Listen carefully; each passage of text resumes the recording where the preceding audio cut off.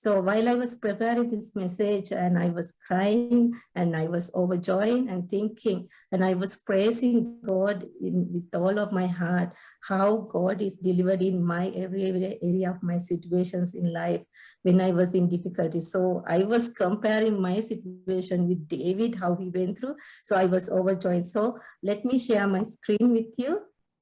Okay, when we come to Psalm 23, as Jarin said, we know that in our, like by heart, this Psalm 23 is most universal recognized of the Psalm. It's popularly over the centuries, and we know by heart this Psalm. And Psalms express beautiful trust in God and uses as a pastoral Psalm. So categories, individual, laments Psalm. Background, when I talk about background, King David withdrew from Jerusalem and fled from his son Absalom. He was deeply hurt and broken as a father. And he was rejected from his nation, like rejected from his own family. So on his way, there was a person came to help him. He was a very wealthy man, and his name is Barzillai. 2 Samuel 19:32 says, now Barzillai was very old, 80 years of age, and he provided for the king during his stay in Mahanaim, for he was a very wealthy man. Okay, let me take my screen. Okay, the provision that he received from Barzillai at most difficult time was his life. He said that how my God protected me and he provided me. David was using a metaphor to describe his relationship with God. Not surprisingly, shepherd and his sheep. He was involved in shepherding his father's sheep. When he was a young man, he was writing this psalm looking at an angle of a shepherd. Verses 1 to 5, he is writing this as like a shepherd. Okay, I like to give a theme to this Psalm 23. I would like to say, I am not lack of anything. I want all of you to unmute and say, I am not lack of anything. Louder and clear. Let's say with faith, I am not lack of anything. Amen. Amen. It says Psalm 23 at the beginning of verse 23:1. The Lord is my shepherd, I lack nothing. My shepherd, it's a significant, I like to draw attention to my shepherd.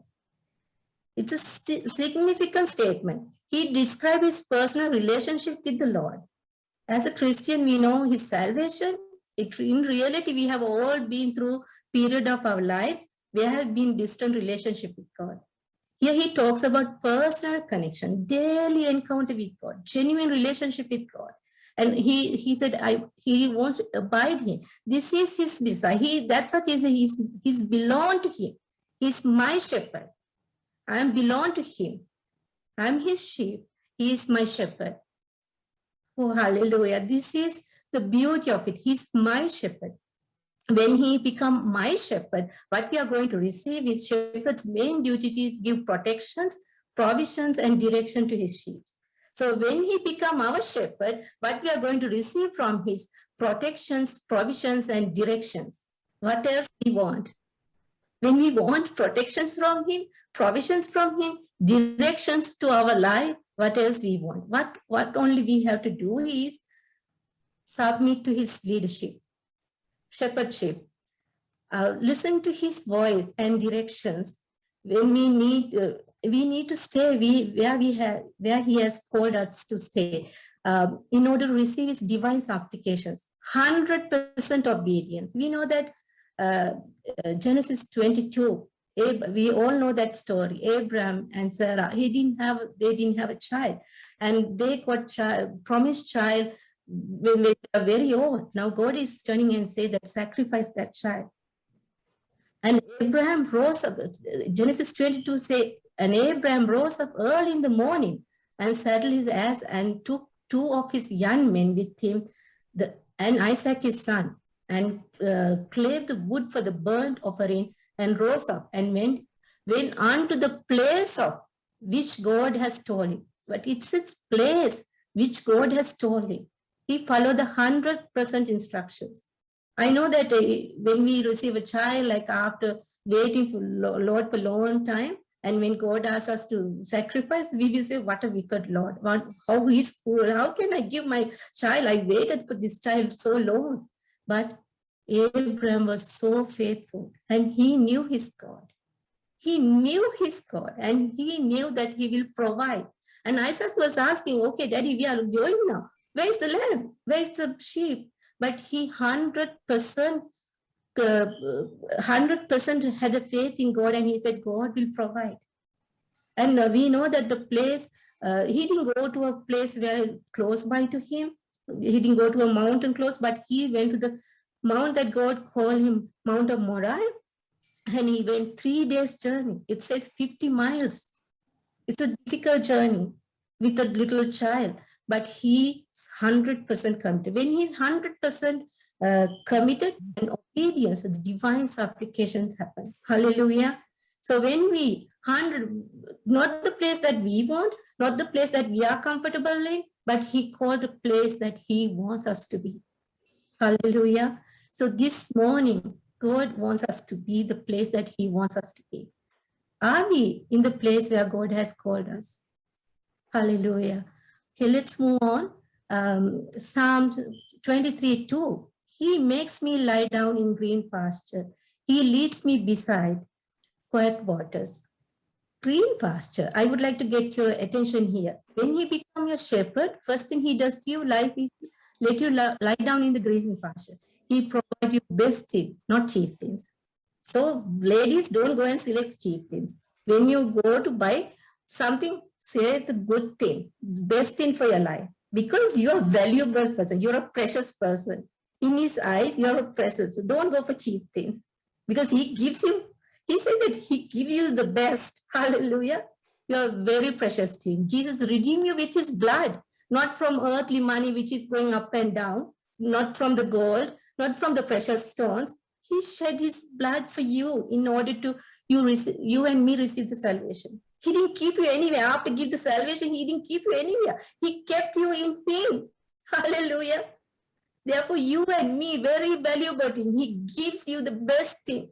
So don't waste in cheap things. He has greater plans for you and me. Hallelujah. Oh Lord, thank you. Thank you, Jesus. For him, we are precious in his sight. Maybe people have rejected us, people look down on us, but in his eyes, you are apple of my eyes. He loves us with everlasting love. He loves us. He said that we are precious to him because he kept us in him. We are in him. We are in Jesus. Once we receive the salvation, we are in him. For I know the plans. Jeremiah 29:11 says, for I know the plans I have for you, declares the Lord. Plans to prosper you and not to harm you. Plans to give you hope and future. Hallelujah. Such a beautiful thing. When God knows our plans, his plans are to prosper, not to destroy us. Another beautiful thing, it's a lie down. If sheep is hungry, what they do is they go and eat and eat and eat. They don't just wait. But he has said, if sheep, they will start eat and eat, but they here says lie down. What that means, God is going to satisfy you and give you the rest. Once the sheep is like satisfied with their hunger, what they do is they sit, lie down and they chew until the last chews. They enjoy, they get the satisfaction. So what God is going to give you, satisfy you and give you rest. Most of the time, we have so many things in our life. We are blessed. We have so many things, but we don't have rest. And sometimes we are not satisfied. We are busy with so many things. Maybe with some church activities also we are busy. We are involving so much of things. But at the end of the day, you feel like you are not satisfied. You are not. You don't have a rest. We are so busy with so many things, but we don't have time to spend with God. Why he give you rest? To dwell in him. He give you rest to spend times with him, to genuine relationship. Father is saying that, okay, my child, I'm giving you rest. Come to me now. Come and dwell with me. Come and have interaction with me. Oh, hallelujah. And move on, like it says, still water. It's so beautiful. Still water is sheep. We know that sheep's feet are not very strong. The shepherd knows it very well. Shepherd knows he takes them to the still water. He don't take him to the waterfall or like a heavy water flow. He doesn't take them sheep. Right? He knows that when the sheep's legs are not strong, so they can slip and they are so much of wool that can get soaked and they can drown even. So this good shepherd knows little things of the sheep. What he does is he takes still water, or either he draw water and satisfy their thirst. So this water is represent Holy Spirit. When Holy Spirit comes, what we get is we get peace and calmness. Hallelujah. So today we need to ask that calmness. We need to ask that peace. Oh, He's our water. He's our beautiful word of God is compared to the water. So when we are meditating on Him, when we listening to His word, that water is going to overflow us. That peace and calmness is going to come to our life. Psalm 23:3. He refreshed my soul. He guides me along. Along the right path for His namesake. By setting your soul right. When He become your shepherd, He restore your soul. Psalm 23:1 describe what God does in your life. Verses 1 to 5, describe what God is doing to our life. And verses 6 explain decision that we make. Right? So David himself as the worried and anxious sheep, one who needs soul restorations. Even though the Lord was his shepherd, he still felt that there was time his soul would become imbalanced and upset. The song presents image of little sheep who has thought some circumstances, real of imaging, brought into unsettled state. Many believers forget this truth. There are times our souls get out of balance. He's ours, we are His, but trials will still come. We will experience agitations, frustrations, anger, disappointment, hurt, or depressions. In those moments, we ought not to doubt our identity and His sheep, but these feelings and experience as evidence. We are merely sheep. He has not made us into superhumans who cannot fall into difficult situations. Our shepherd labors to set our souls all right. He restore our souls. Hallelujah. When our soul is in imbalance, only God can restore us. So when we can see our way, sometimes we get pain. I'd say that pain is good. Pain is giving us a signal, something wrong in our life. When our car blinker says that there's no gas, if I put a tape, and this is a nuisance, if I put a tape and in the dashboard and if I drive, what will happen? I was stuck in somewhere. Recently it was going to happen while I was driving. I saw that not enough gas. I was so anxious. I thought I will stuck in the road. So like this, like when our soul is unsettled, when what we do is we are not sharing that with others. We try to hide from God, but God knows us well. He is going to restore us. But how He is going to restore us? When He became our shepherd. Hallelujah. So He is our shepherd. He's my shepherd. When He's become my shepherd, what He's going to do is He is going to restore my soul.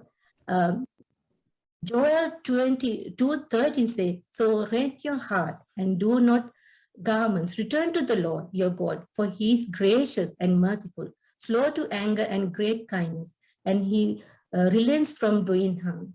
Jesus is the great restorer of souls. He longs to set your soul all right. Think of this grace with Peter, a man who said loudly and passionately declared he'd never deny Christ when he did embarrassingly around fire and a few lonely servants. He went out and wept profusely. He had failed the Lord, a miserable experience for any believer. But Christ, after He risen, set the sights upon Peter. One day after fishing, Jesus prepared another fire. To the man who denied Him 3 times, Jesus asked 3 times, do you love me? It was His way restoring His man. He told Peter to feed and tend the flock of God. He wanted Peter to know his life was still useful and more useful Now that he has restored him, he worked hard to set Peter's soul all right, and we avail ourselves of leadership. He will work hard to set our souls all right as well. Once he's chosen you, he will come after you, wherever you are. He will fulfill his calling in your life. We can hide from him. Once, like, we will say that, oh, I don't feel that I'm in the Lord, I can hide, and, we will not go to this church, we will not participate in any activities. We want to hide from, but once God is chosen you, he will be after you. He will be after you until he fulfill what he has called you. When we return to him, he reveals our sin. He helps us to truly return to him. When we truly repent and return to him, he's going to lead us in the path that already prepared for us. That path will bring glory to God, and we can blessings to many lives. Our shepherd has new and right path designed for us to walk in. We cannot ask blessings from God if we are not in the path where he wants us to be. So we always need to tune our ears to the voice of the Lord. We need to know that where he wants us to be. Hallelujah. Let's move on. Psalm 23:4. Even though I walk through the valley, the shadows of the death, I will fear no evil. For you are with me. Your rod and your staff, they comfort me. Here David crossed the Kidron Valley, ascended Mount of Olives, and escaped of safety. And the country wept with loud voice, and all the people passed over. The king also himself passed over the brook, Kidron, and all the people passed over toward the valley of the wilderness. 2 Samuel 15:23 says. Here was the king after the Lord's own heart, but now he passes through the valley of deep shadow. Kidron is related to the words for blackness and mourning. It is a work of shame as he passes through the valley, as the people said. So people looking at him is like a shame. So nation is rejecting him. So David's own typological experience in this Kidron Valley are foretastes of Christ's ultimate valley. John 18:1 says, when he had finished praying, Jesus left with his disciple and crossed the Kidron Valley. On the other side, there was a garden, and he had a disciple went into it. Where David crossed the Kidron and the path through the Garden of Gethsemane, Christ stopped at the garden. Christ could have kept going to safety just as David had. He could have used his ancient escape. Instead of, he forces praise and accept the cup of suffering from his father. David experienced many dark valleys in his walk with God. He endured Saul's spears and attempts to take David's life. And 1 Samuel 18:9, he endured wilderness wandering brought on by Saul's instant hatred. That is 1 Samuel 23:25. After Saul's death, he endured the betrayal of his own son Absalom. He endured the break of his family through the insult and rape and abuse and murder. He watched the nation rejected him. He felt the pains in death in his life. But all the while, his shepherd Lord stood by his side, leading and guiding his life. Whatever situation we are in today, God is going to stand for us. So it says, your rod and staff, they comfort me. He talked about here's bringing comfort, and he's going to discipline us. God is going to discipline us. We all, like little children, doesn't like to discipline them. Like us, even adults, they don't like discipline. When it comes to discipline word, we try to hide away. But you know what? This discipline is going to bring us comfort. Hallelujah. Let's move on. Psalm 23:5. You prepared table before me in the presence of enemies. Enemies are who distract our directions. God has created plan A for our life, but enemies will show us plan B. So when we are moving to plan B directions, we are going away from the God's plan. So what is prepared table? It's stable land. Ancient shepherds were often leased their sheep to a scout location. They need to take their flocks to during harsher climates. The shepherd would search for the perfect place to take his flocks.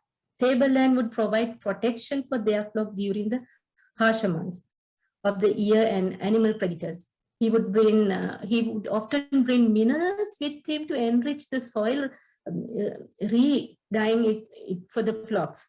So, and all of this preparation went unknown to the flock, unconscious to the shepherd's movement. The sheep could merely trust the goodness of the shepherd to provide their future. And our God shepherd also lead our lives today. He goes before us, finding and preparing tablelands for us. On one hand, you could say heaven is ultimate tableland. He has for all sheep. You could also say Christ likeness in another destination. He has in store for all of us. He wants to each one of us to become more like Jesus. Let's trust our shepherd. Let's believe he is working to deliver us to the tablelands. Psalm 23:5, so beautiful this word. You anoint my head with oil. Anoint my head with oil. According to Eastern culture, a gracious host, what they do is they anoint their guest by applying a soothing oil to the guest's head. A shepherd would use oil to his sheep wounds, because sheep can't look after themselves. You know that sheep's like they can't look after themselves. They can't take out the fleas from them and the flies and fruit flies. You know what they do is they go to their nose and ears and they get stuck. They can die even. So that much they are not capable. So this good shepherd knows about their sheep. What they do is they take olive oil made out of oil with some paste. They apply all over the place. You can see in this picture, the good shepherd, they apply. There are thousands of sheep, but he take one by one and apply everything. This reminds me like pastors anoint our head with oil. What happened is like these little fleas, like fruit flies, whatever those insects, they are going to remove from these sheep. When the head of oil, the Holy Spirit, when this oil comes to our life, the little sin, that which leads to major sin, those sins going to flee away from us. Holy Spirit, when he comes upon our life, he will reveal our sin. He will say, oh, that talk is not good. The way you think that is not good. This is not from the Lord. He's going to reveal us. Hallelujah. When oil anoint our head, every ungodly thing is going to flee from us. Hallelujah. Let's move on. Psalm 23:6. My cup overflows. Surely goodness and mercy shall flow me all the days of my life, and I shall dwell in the house of the Lord forever.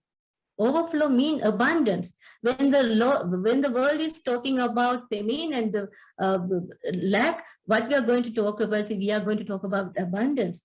When he's become our shepherd, we are going to talk about abundance. Hallelujah. Are you with me? We are going to talk about abundance. You can tell we are going to talk about abundance, overflowing, just not abundance, overflowing abundance. In the ancient days, when they have visitors, they pour wine of glass. If they fill half of the glass, that means they need to leave no sooner done their meal. If they pour glass overflowing, mean you can stay with us as long as you want. So this Barzillai wants David to live with him as long as he wants. Looking at this situation, David is saying that, oh my Lord, he is going to overflow me in abundance. All the difficulty, we saw that from verses 1 to 5, he was in so much of difficult situation, but how good shepherd looked after him. The Barzillai looked after him. He is comparing how God looked after me.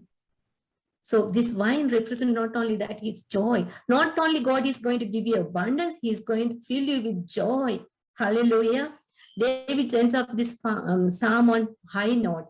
He believes God's goodness and mercy will pursue him all the days of the life. This goodness is like our shadow going to follow. We don't have to do anything. It's like too good to believe.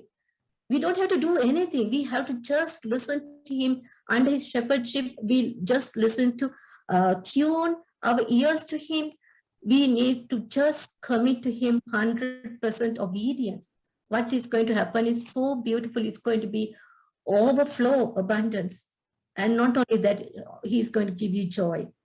You see, we are privileged people. We have the gospel. We have the indwelling presence of the Spirit. We have our Father in heaven, and we have the good shepherd. who watches over us. Goodness and mercy shall follow us all the days in our lives. We will dwell in the house of the Lord forever. At this point, David writes as a priest. That's what I said, 1 to 5. He is writing as a shepherd. Now he's he looking at like a priest. This is what I mentioned with verse 6. This is our decision. Our good shepherd is our protection. He's our provision. He guides us. He loves with everlasting love. Are we ready to return to him and make a commitment to dwell in the house of the Lord? Are we ready to make a new commitment to serve him more than ever before? Hallelujah. Ladies, this is his heart desire. God's desire is this. He's a good shepherd. As Jorin said at the beginning, we have lack of words. Thank you, Lord, because you are that much good. You are so good. You are so rich, Father. Your heart desire for so rich, but we don't have words to say thank you. We don't know how to explain our gratitude. We only can say that we want to dwell in you, Lord. We want to dwell in the house of the Lord. This is our heart desire this morning, Father. Fill all the ladies, whoever here, Father, with your Holy Spirit and give them new commitment to serve you more than ever before. Hallelujah. Jorin, do I have more time to go to Psalm 27? Yes, you do. Yeah. Thank you.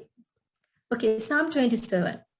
All King David, category Psalm 27 falls into at least two classifications: lament of an individual, specialized thanksgiving psalm. Psalm 27, 1-3. The Lord is my light and my salvation. Whom shall I fear? The Lord is the stronghold of my life. Of whom shall I be afraid? When the wicked advance against me to devour me, it's me, my enemies, my foes, who will stumble and fall. Though an army besides me, my heart will not fear. Though war break out against me, even then I will be confident. David confidence in and desire for God. The Lord is my light and my salvation.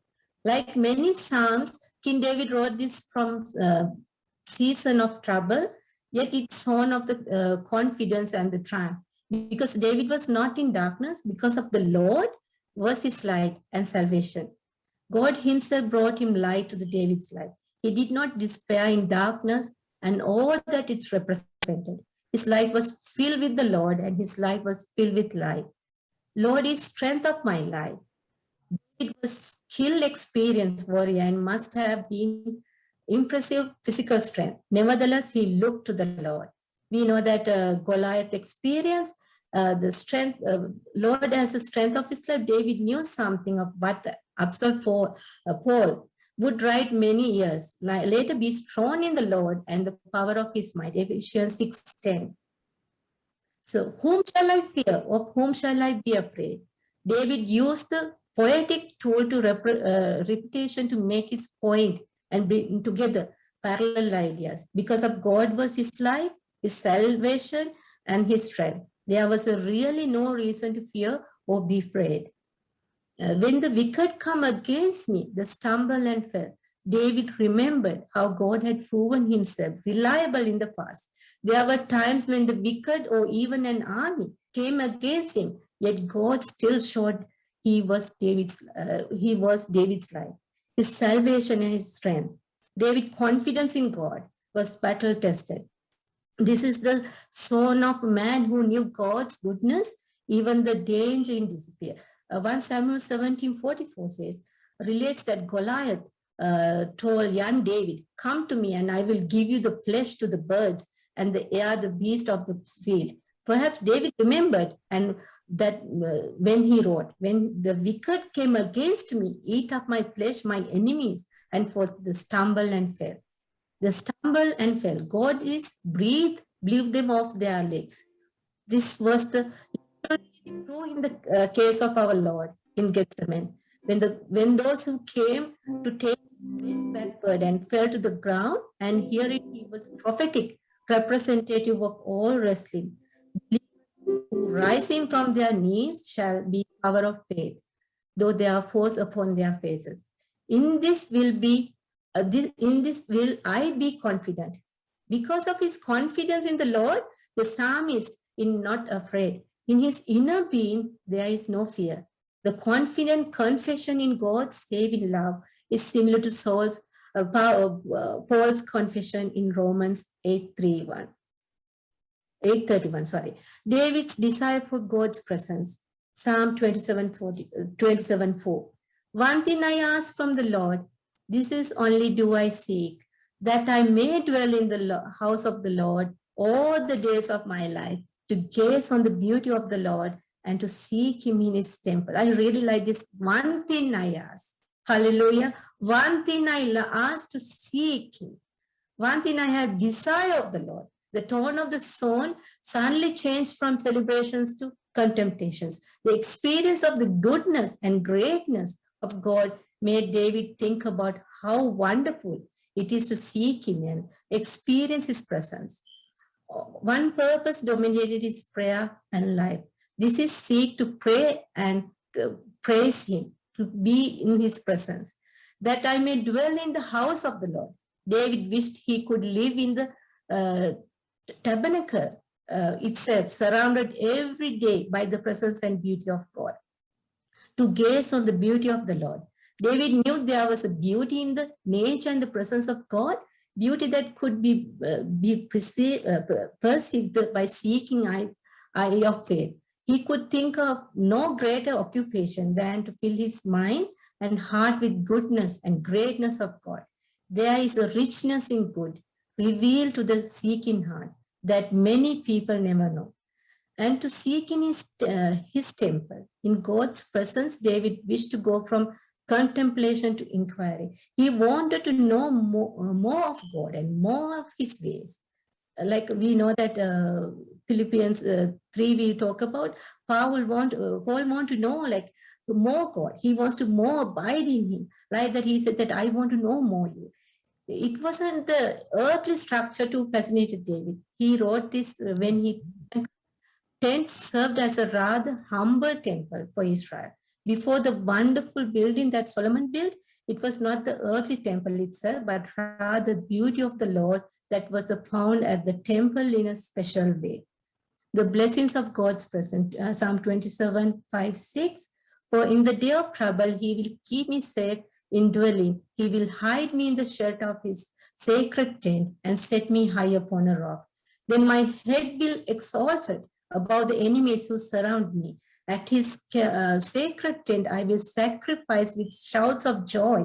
I will sing and make music to the Lord.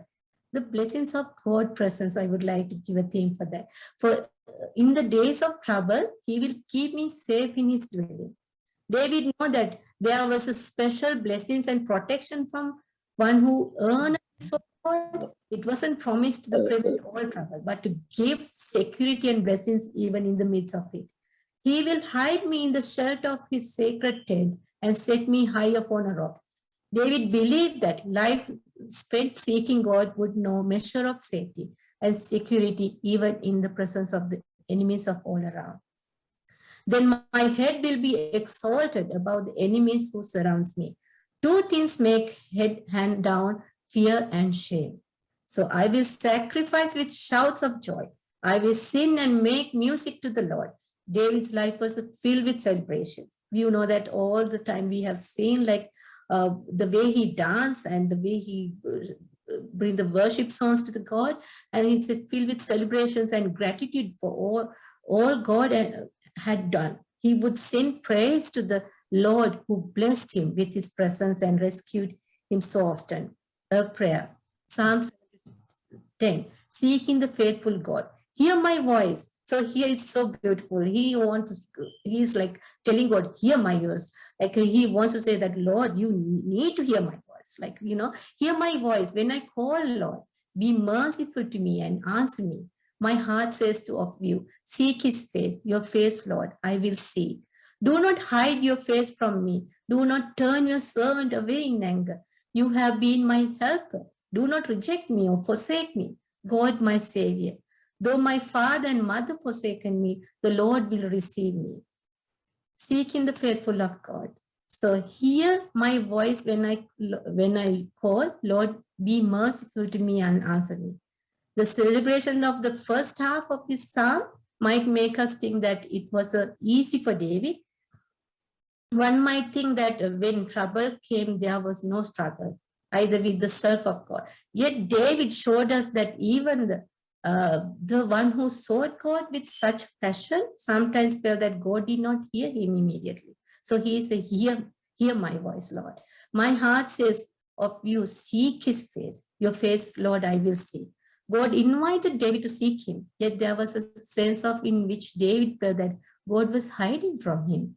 So do not hide from your face from me. He is saying that you are my everything. Now don't hide from me. Don't go away from me. Now you need to hear me. Oh my goodness, like it's like children is saying to a mother or father saying like, oh, you need to hear me. I hear sometimes Kiani say, you need to hear me. You better hear me.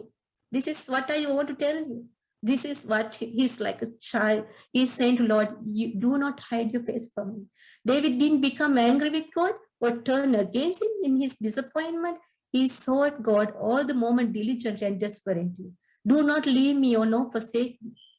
You have been my help. Do not leave me, nor forsake me. David used God's past helps as a reason to ask and expect future help. When my father and mother forsaken me, when the Lord will take care of me.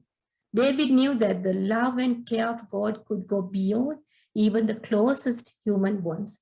David probably did not accept his parents to forsake him. Yet even if they did, God would not. A believing prayer for guidance, Psalm 11 to 13, 27, 11 to 13. Teach me your way, Lord. Lead me in the straight path. I like to bring your attention to the straight path. Okay, because of my oppressors, do not turn me over to the desire of my foes. For false witness rise up against me, spouting malicious accusations. I remain confident of this. I will see the goodness of the Lord in the land of the living. I would like to think it's a believing prayer for guidance. Teach me your way, O Lord. This was a simple prayer for life of true discipleship. David didn't want to live his way, but the Lord's way. And 12 says, and lead me in the straight path because of my enemies. David didn't ask for any easy path, but instead level of even place, a place secure standing. And many adversaries, false witnesses against him, and violent men opposing him. In asking for smooth path, he wasn't asked for any easy life, but for the stable and secure place stand against the storms of this. I remain confident of this. I will see the goodness of the Lord in the land of living. David seeking after God and his knowledge of the Lord led him to triumph statement. He would have given up. He must be having lost heart, but he knew that God would find a way to show his goodness in his life. Hallelujah. Psalm 27:14, an encouragement to others. Wait for the Lord, be strong and take a heart and wait for the Lord. Here King David speaking to you and me, to his readers from the reservoir of the experience, he can encourage us to seek after God. Wait on the Lord and to take courage in him. Be of good courage. Wait is as his door with a prayer. Wait as his foot with humility. Wait as his table with service. Wait as his window with expectancy. And he shall strengthen your heart. This profound promise is for us. Across the centuries, David spoke to us, telling us to confident that there's a strength in the Lord for those who seek him and trust him. He brings it us to we seek him and we rely on him, and instead of rely on our own strength, we are weak, it because we do not wait on the Lord. Thank you, Lord. We lift our praise, Lord, before you, Lord. We thank you, Lord, for being our Lord. And thank you, Lord, being our King. And thank you, Lord, that you are the shepherd of our life. Jesus. In you, we shall not want. Jesus. We rest and under your care and direction and your provision. Thank you for the peace that you have given to us. We thank you, Lord, for the words that has been spoken and explained and taught today. Let us to hold on to that, Lord, that believe in our heart that you are our shepherd. You are our great shepherd, Lord. You are our overseer of our soul. Praise the Lord. Thank you, Lord Jesus, for this day. Thank you for this moment. We lift up a cousin in Africa. Everything he's experiencing, that you know it, Lord. We pray that your precious blood cover him, Lord. Cover him, Lord. Protect him, Lord. Let him to encounter you in his personal way, Lord, to know that you are his shepherd. Your peace and will be his peace, and will the stronghold that hold him, torment him, I shall leave, because you are his stronghold. Thank you, Lord. Whatever he is experiencing, Lord, let him experiencing the opposite. Experience you as the King and Lord, and the great love that you have showed to him as your own child. Lord, cover him with your love. Cover him with your peace. Cover him with your precious blood. Thank you, Lord Jesus. Let the peace rest upon him.